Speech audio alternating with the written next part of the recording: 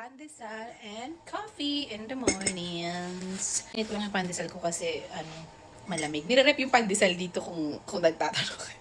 Kasi maramihan ng bili ng pandesal si mama, and hindi naman katulad sa Pilipinas na lalakarin mo lang yung bakery. Medyo malala yung mga bakery dito.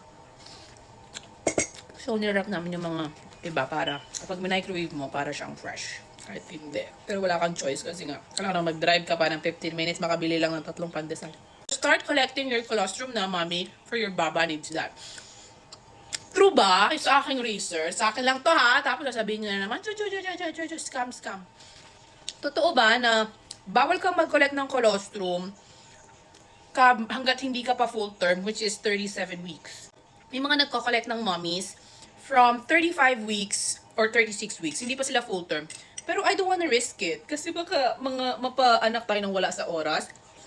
Kasi sabi nila, once you start pumping, nabuntis